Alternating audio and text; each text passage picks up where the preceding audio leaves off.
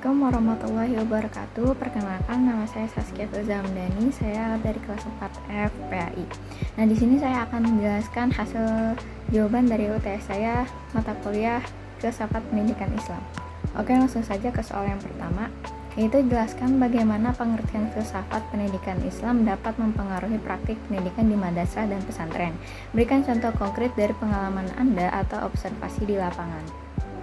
Nah, langsung aja ke jawabannya. Yang pertama itu filsafat pendidikan Islam, yaitu seperti yang dijelaskan oleh Abdul Munir Mohan, yaitu seorang penulis jurnal yang saya baca, salah satu yang saya baca, bahwa filsafat pendidikan Islam adalah usaha mencari asas-asas fundamental pendidikan Islam.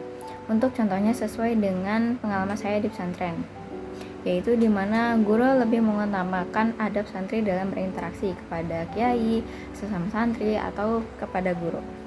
Lanjut untuk soal yang nomor 2, bandingkan kedudukan filsafat pendidikan Islam dengan filsafat pendidikan Barat.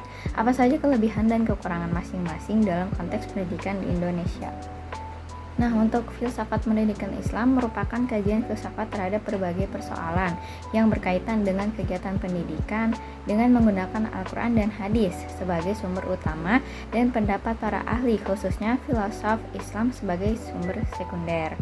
Lalu, sedangkan dalam filsafat pendidikan Barat, semua konsep, interpretasi, dan makna ilmiah hanya mengacu pada pemikiran mereka tentang sisi baik dan buruk dari suatu hal. Nah, filsafat pendidikan Barat memisahkan antara agama dan ilmu pengetahuan. Selanjutnya ada kelebihan dari filsafat pendidikan Islam, yaitu membentuk karakter atau akhlak mulia. Ini sangat relevan dengan sila pertama Pancasila. Selanjutnya, kelebihan filsafat pendidikan Barat, yaitu mendorong inovasi, berpikir kritis, rasional, dan progresif, sangat baik untuk pengembangan sains dan teknologi. Nah, selanjutnya adapun kekurangan filsafat pendidikan Islam, yaitu jika salah interpretasi berpotensi kaku dan kurang akomodatif terhadap perkembangan sains modern. Sedangkan kekurangan filsafat pendidikan Barat berpotensi mengikis nilai budaya atau agama lokal jika diadopsi utuh atau humanisme ekstrem. Selanjutnya ada soal yang nomor 3, jelaskan kerangka kerja yang menggambarkan ruang lingkup filsafat pendidikan Islam. Sertakan elemen-elemen penting yang harus dipertimbangkan dalam pengembangan kurikulum pendidikan Islam. Nah, jawabannya itu kerangka kerja yang menggambarkan ruang lingkup filsafat pendidikan Islam itu yang pertama berlandaskan tauhid untuk membentuk insan kamil atau manusia sempurna yang menghamba kepada Allah dan mengemban tugas sebagai khalifah. Untuk elemen penting dalam pengembangan kurikulum pendidikan Islam, yang pertama, kurikulum harus berakar pada wahyu dan hadis sebagai pedoman utama. Untuk yang kedua, fokus pada pembentukan akhlak mulia, pengenalan diri, dan pengabdian kepada Tuhan. Selanjutnya soal nomor 4, dalam konteks ontologi pendidikan Islam, bagaimana Anda dapat menerapkan prinsip-prinsip filsafat pendidikan Islam untuk mengatasi tantangan yang dihadapi oleh lembaga pendidikan Islam saat ini? Nah, jawabannya itu dengan cara menegaskan kembali bahwa hakikat pendidikan adalah pembentukan insan kamil yang beradab. Ontologi Islam memandang pendidikan bukan sekedar transfer pengetahuan, melainkan proses atau penyucian jiwa dan pembentukan akhlak. Lembaga pendidikan harus fokus kembali pada tujuan utama, yaitu untuk membangun manusia yang sadar akan eksistensinya sebagai Abdullah atau hamba Allah dan Khalifatullah atau pemimpin di muka bumi. Selanjutnya, soal nomor 5, jelaskan urgensi epistemologi pendidikan Islam.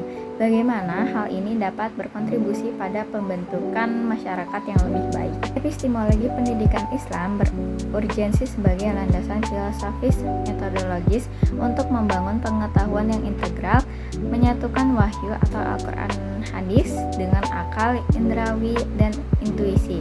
Hal ini mendesak untuk memutus dikotomi ilmu, membina karakter beradab, serta membentuk masyarakat berakhlak mulia, adil, dan berilmu yang selaras dengan tujuan spiritual manusia.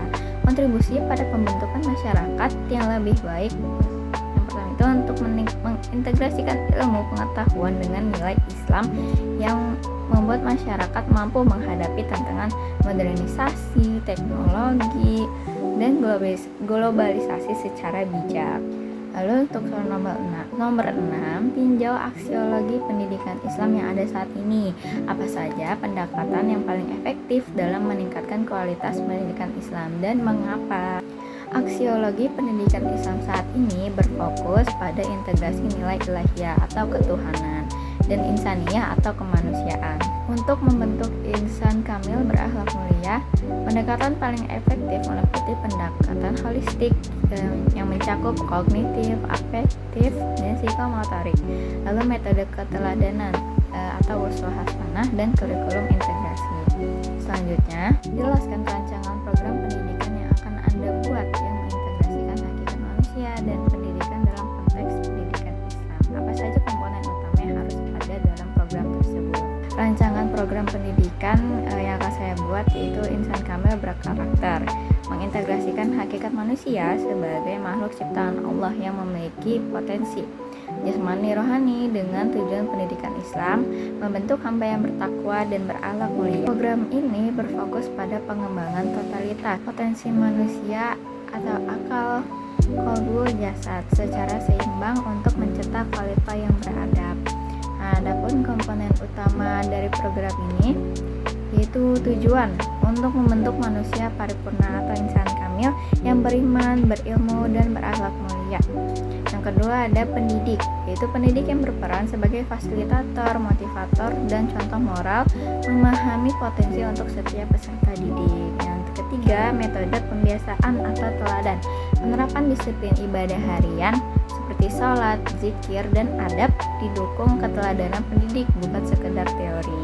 Selanjutnya, soal terakhir, yang ke-8, dalam konteks demokratisasi pendidikan, bagaimana Anda melihat peran filsafat pendidikan Islam dalam menciptakan sistem pendidikan yang inklusif dan adil? Berikan contoh implementasi yang relevan. Jawaban nomor 8 yaitu menegaskan bahwa pendidikan adalah hak asasi setiap individu tanpa memandang suku, fisik, atau status sosial, berlandaskan prinsip keadilan dan kemuliaan manusia atau karimah insaniyah. Ia menciptakan sistem inklusif melalui pendekatan humanis, kesetaraan akses, dan kurikulum berbasis akhlak serta menghargai keunikan potensi setiap peserta didik. Nah, contoh implementasinya itu ada kesetaraan akses seperti beasiswa atau afirmasi.